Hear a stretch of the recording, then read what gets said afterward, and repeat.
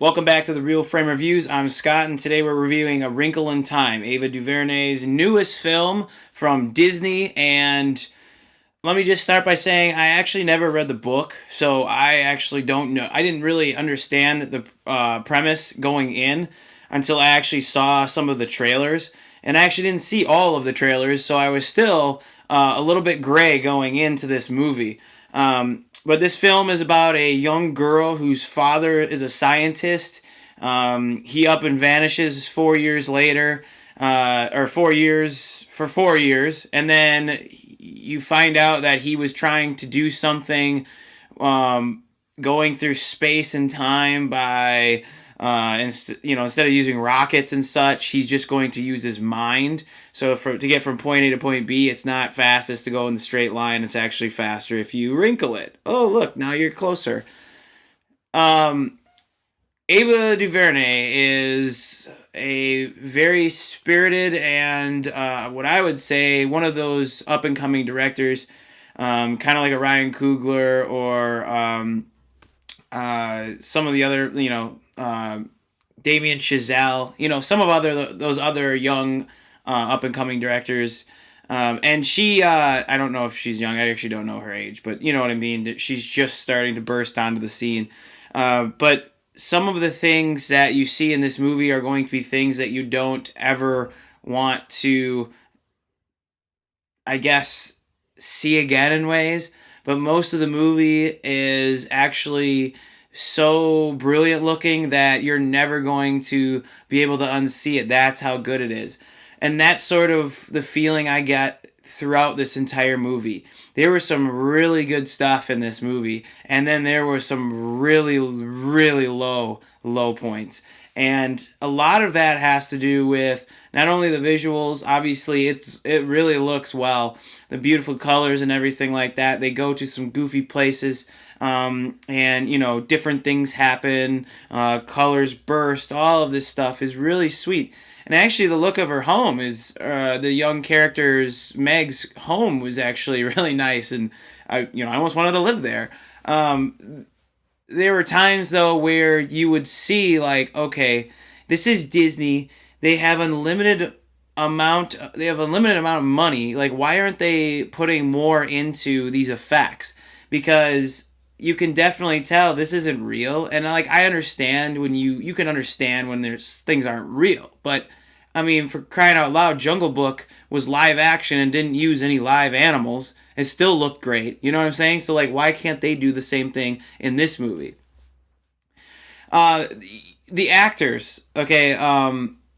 First of all, I think the relationship between Chris Pine and Storm Reed, I think is her name. It's magical. It's wonderful, and it evicts a lot of the emotion that's in this film, and it's powerful emotion. It really is. You really feel for this young girl trying to get back to her father. Her relationship with her brother is so. She has one time where she calls him by a nickname, and in the climax, she's trying to use that nickname again, and we're trying to evoke this emotion like, oh, she used that nickname earlier. It didn't work, and I'm it does that. It keeps going up and then it drops you down. It goes up and it drops you down. And then you get times where she's supposed to trust Oprah or Reese Witherspoon or Mindy, I can't remember her last name. And those three characters are like, what are they doing here? I really don't understand. Like I said, this movie is great at points and not so great at others. And there are times, and I don't want to give anything away, but the little kid and the actor, the little boy, whose name is like Chris Wallace or William Wallace, Christopher Wallace or something like that. He's got two names. But something happens, and then for some reason DuVernay wanted to go really tight on his face, and he's a young kid, and like all of a sudden you're staring at like his teeth and like his missing tooth here because he lost a tooth, and it's like, okay, I think they relied a little bit too much on the fact that this young kid can act, and there are times where he is believable, and I actually like him. He reminds me a lot of the kid from Fuller House, the young kid in Fuller House. Fine in small doses, good for some comedy. But this kid's supposed to be very serious and kind of like a know-it-all, and it's like, I don't know about him that much. I don't really think I really enjoy his character too well. This story kind of feels like it feels so awesome. Like it should be so great. I was so excited going into this movie. And then you get into the movie and you see these things that sort of remind you of like Wizard of Oz or maybe Neverending Story. And you're thinking, wow, this is going to be great. I love these movies. They're going to take us to a different time, a different place. And for a film that goes through different dimensions and jumps through time the way it does, it's really, no pun intended, it's really one dimensional. They don't do anything. And it's like, I just, what happened? What happened? Why they could have done so much cool stuff with these worlds that they jump into, and they didn't give us the time. They really didn't. And this movie's only 2 hours, and I'm not saying make it longer, but in those 2 hours, I think we could have done a little bit more exploring and had our characters sort of come to terms with themselves a little bit more. I mean, there are good themes in this film where, you know, you see that the girl has issues with herself and she has to slowly find strength and confidence in herself, which is a it's really great. I mean, that can hit home for young kids to all adults, you know.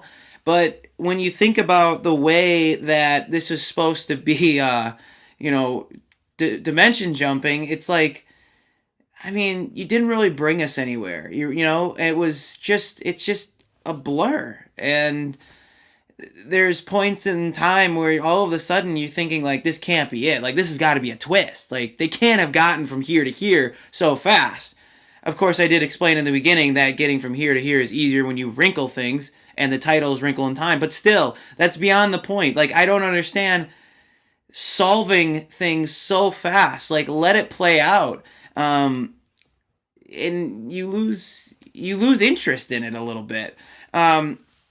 Look, like I said, this movie has some really high points. One of my favorite shots in this is also in the trailer, is when they are dollying in to Storm Reed's character while all the kids are playing basketball in like this super slow motion. Oh, it's wonderful. It's a wonderful shot. And there are some other scenes that are really, really great. But overall, it just leaves, it's lacking something. And I thought it could have been a little bit more creative outside of our world. And so for that reason, I'm going to give A Wrinkle in Time 2.5 out of 4 stars. Let me know what you thought. If you were excited for this movie or not, let me know. Like, subscribe, comment, get at me on Twitter, SCOTTNIEMI2. See ya.